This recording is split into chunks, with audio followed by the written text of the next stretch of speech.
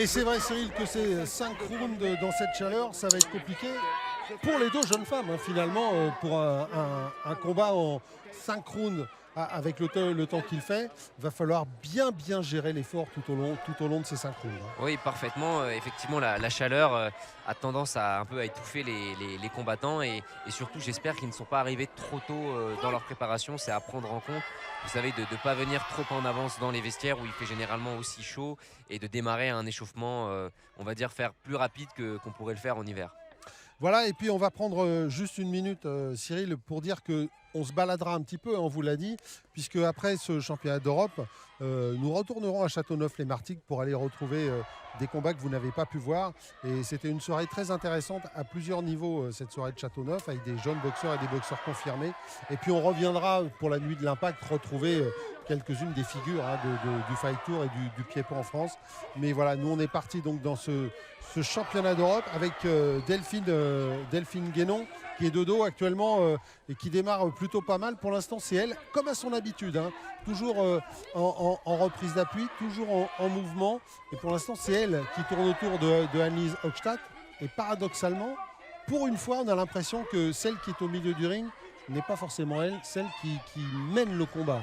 Souvent, quand on est au milieu du ring, c'est qu'on veut prendre le leadership, hein. Et exactement, Philippe, mais on peut tout à fait faire un travail de cadrage comme est en train de le faire Delphine Guénon en étant dos aux cordes et en étant le combattant qui se déplace et qui utilise l'espace.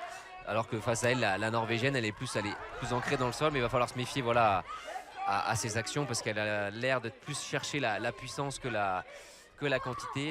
Donc faire attention au contre.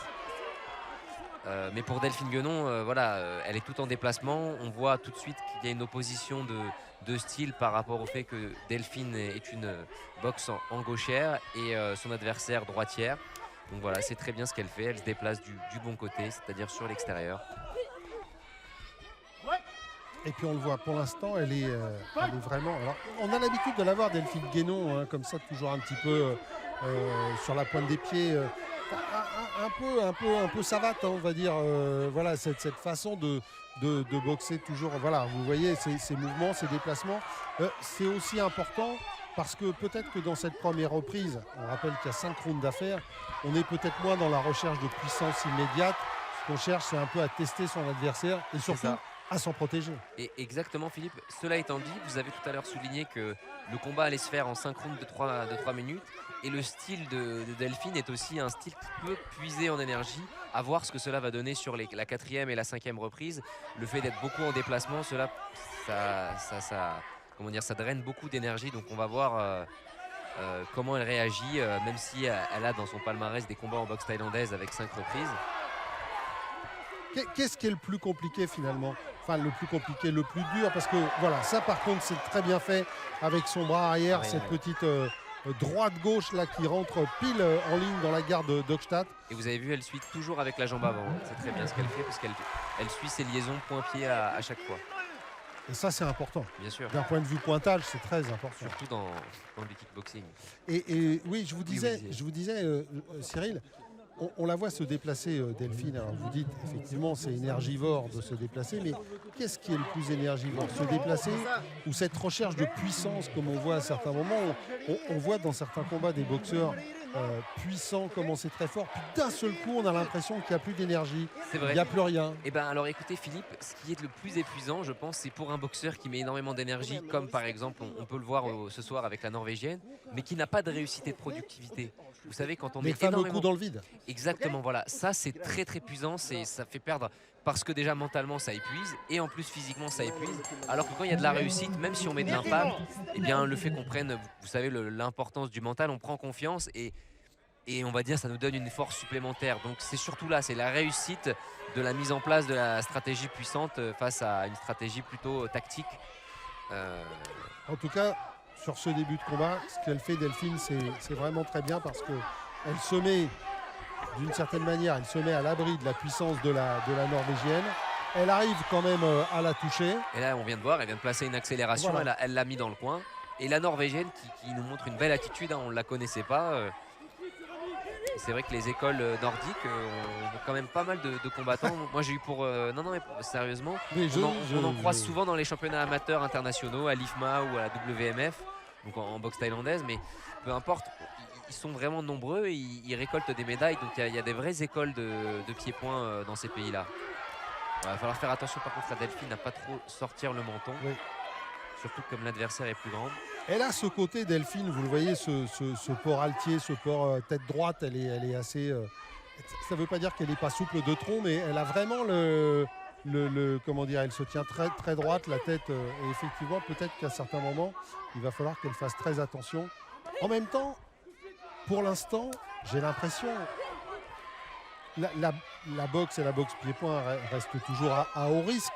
Mais on a l'impression qu'elle s'est créée une petite marge de sécurité avec sa façon de boxer pour l'instant. Eh bien exactement Philippe, c'est vrai que quand on regarde l'attitude de son menton, on peut se dire qu'il y a un peu de danger.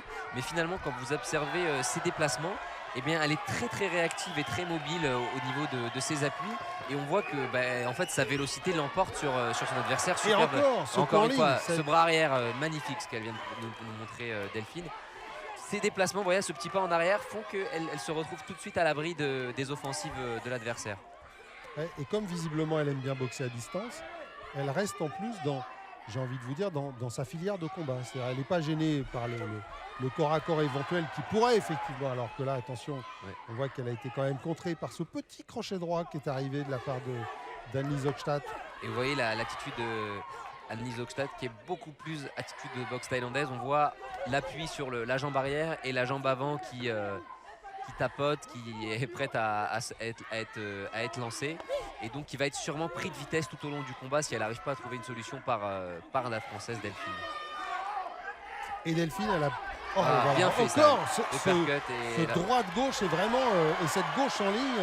Il y a vraiment de l'ouverture dans la garde d'Hochstadt. Comme c'est bien fait et comme c'est tactique, elle finit toujours par sa jambe avant en low kick et elle sort sur l'extérieur de manière à ne pas recevoir les attaques de la Norvégienne. Oui, attaque en ligne superbe là, c'était bien fait. Et vous parliez, Cyril, de cette attitude un peu boxe thaï d'Annelise Hochstadt. Et c'est vrai que quand on voit les boxeurs de boxe thaï, ils ont souvent tendance à avoir les mains dans leur garde classique un petit peu haute et un petit peu écartée, ce qui laisse un peu de la place en ligne, ce qu'a trouvé tout de suite Delphine. Exactement. C'est vrai que l'attitude de boxe thaïlandaise est adaptée à la boxe thaïlandaise. Eh oui. Et le kickboxing étant un autre sport, eh bien, il faut réajuster certaines compositions et variantes d'attitude de combat. Même si la boxe thaïlandaise développe des facultés que n'ont pas forcément tous les kickers, à savoir la puissance dans les coups livrés avec les jambes et d'autres aptitudes. Ouais, moins de coups, mais plus de productivité. Beaucoup plus de puissance. Le pointage de d'abord est différent en boxe thaïlandaise et en kickboxing normalement. Et c'est ce qui donne la variante de ces sports au-delà du règlement qui diffère.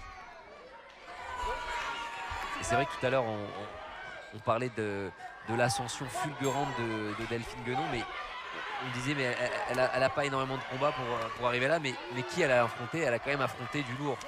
Oui. Vous voyez, au deuxième combat, Cindy Sylvestre et une victoire. Donc même si ça s'est soldé par une défaite, elle a boxé à l'enfusion contre Iman Barlow, ce qui se fait de mieux dans sa catégorie. Elle était loin d'être ridicule.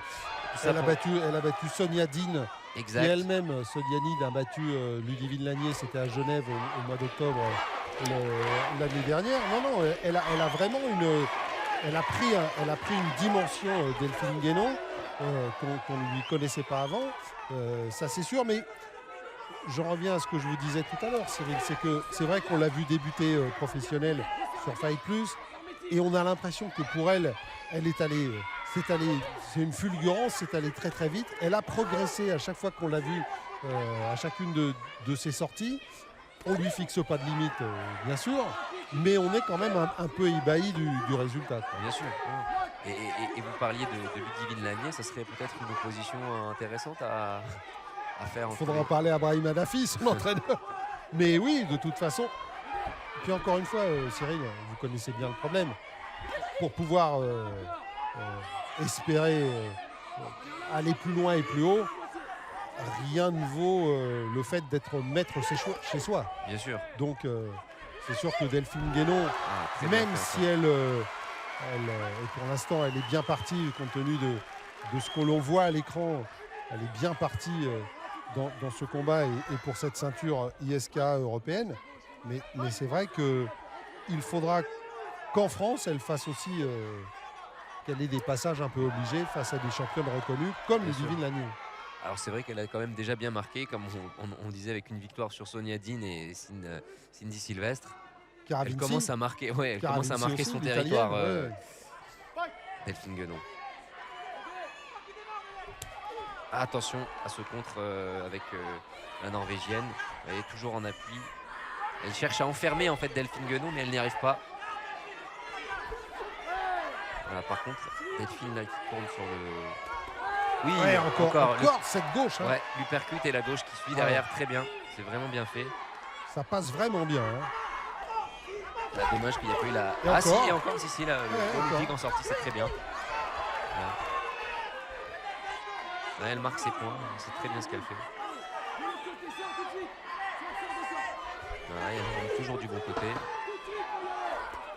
Et encore la gauche qui passe, ouais.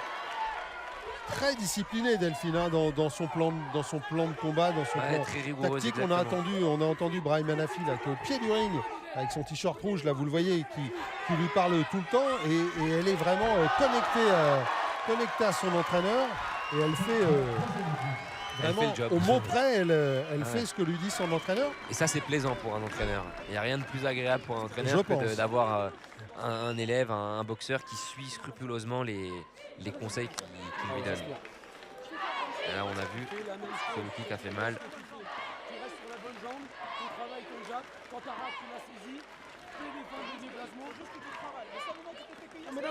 Elle fait vraiment pour l'instant un beau combat, hein, Delphine Guénon, vraiment.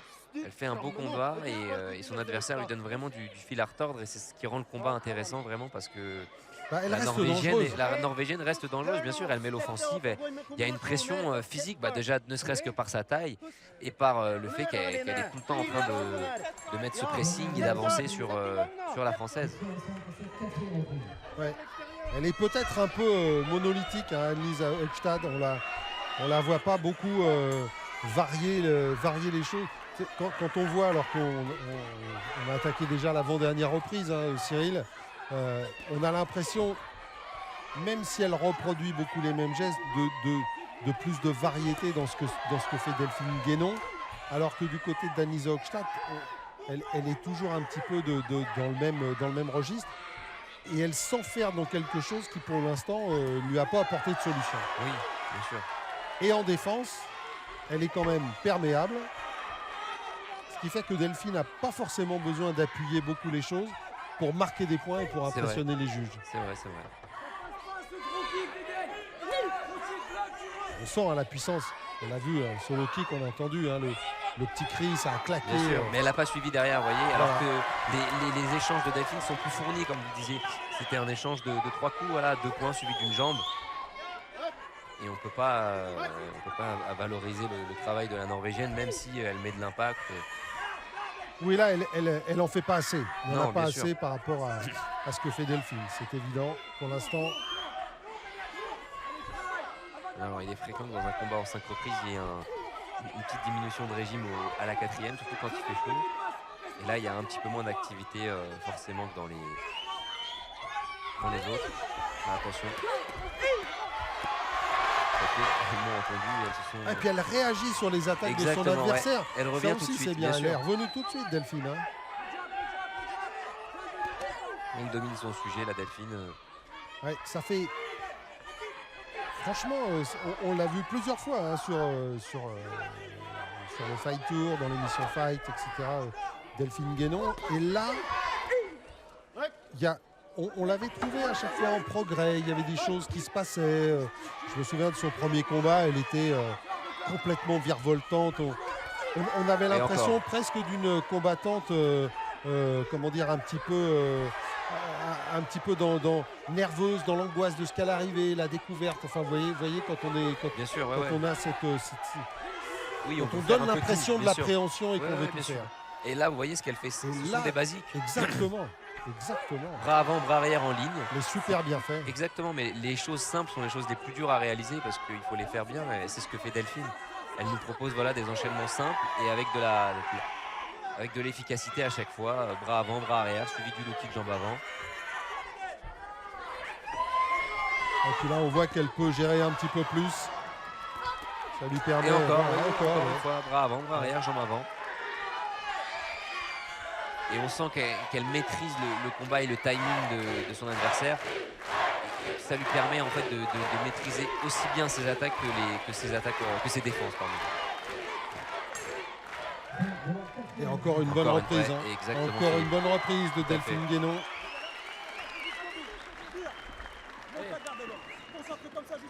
Et c'est vrai qu'on est en pleine Coupe du Monde féminine et du coup le sport féminin est à l'honneur particulièrement en France. Et vous qui suivez le pied-point depuis des années, on voit quand même une nette amélioration du niveau sportif féminin qui il y a quelques années était peut-être plus... comment je pourrais dire, moins propre parce qu'il y avait moins de combattantes et aujourd'hui il y a énormément de combattantes et forcément le niveau est énormément monté et on a plaisir à regarder des combats féminins aujourd'hui. Alors je vais me mouiller un petit peu pour le coup là, d'habitude on ne le fait pas mais je peux me permettre de donner une petite opinion. Ce qui a énormément changé je trouve depuis les débuts des combats féminins, c'est dans le travail d'explosivité des jeunes femmes. C'est-à-dire que quand on voit l'ensemble des combattantes, je me souviens qu'il y a quelque temps, je me disais, à part Anissa Meksen et Amel Déby, qui sont des combattantes assez explosives, les autres étaient des combattantes généreuses. Enfin, ça n'enlève rien à leur qualité, leur envie et leur force mentale. Mais il y avait cette dimension d'explosivité physique qui n'existait pas. Là, quand on voit ces deux jeunes femmes et quand on en voit d'autres avant maintenant, je pense à... On a vu Lizzie Largillière, on a vu Emma Gongora, on a vu... Enfin voilà, toutes ces combattantes que l'on voit, on parlait d'Iman Barlow tout à l'heure ou de Sonia Dean. Depuis quelque temps, cette dimension d'explosivité, de vitesse, de frappe a vraiment, comment dire, a changé le spectacle. A changé la boxe au féminin. Et c'est aussi pour ça qu'on commence à voir les premiers KO oui, bien sûr, Philippe. En boxe féminine. Alors qu'avant, il y en avait quand même très très peu. Très très peu. Et je pense qu'il y a un autre paramètre aussi qui a favorisé l'évolution positive de la boxe féminine. C'est tout simplement, là comme ce soir, des promoteurs, des organisateurs qui n'ont plus de problème avec le fait de faire boxer des boxeuses et du coup eh bien, ça permet d'élever le niveau parce que vous le savez aussi bien que moi que le ring est la seule surface d'expression réelle, donc si on n'a pas beaucoup de combats on ne peut pas évoluer. Aujourd'hui les combattantes ont cette... Il y a plus de combattantes, il y a plus de femmes dans les salles, même en loisirs. Il y a beaucoup plus de filles qui viennent à ces sports-là, donc de filles qui après sortent et qui arrivent en compétition. Et après, le niveau augmente. Et c'est vrai que quand on voit ce que ces deux jeunes femmes, parce qu'il ne faut pas oublier Annie Zogstadt, dans un autre registre que celui de Delphine, mais les deux nous ont livré un combat clair, vivant, technique, tactique. Il y a eu beaucoup de choses. On a vu d'un côté la puissance, et de l'autre côté plus, on va dire, les déplacements. D'un côté, une boxe peut-être plus dans la puissance, plus, on va dire, un peu plus taille, alors que de l'autre côté, Delphine, c'est un peu plus le côté savate, plus déplacement. Mais au bout du compte, ça donne des combats vraiment super intéressants maintenant. Oui, bien sûr. Là, on s'est régalé ce soir.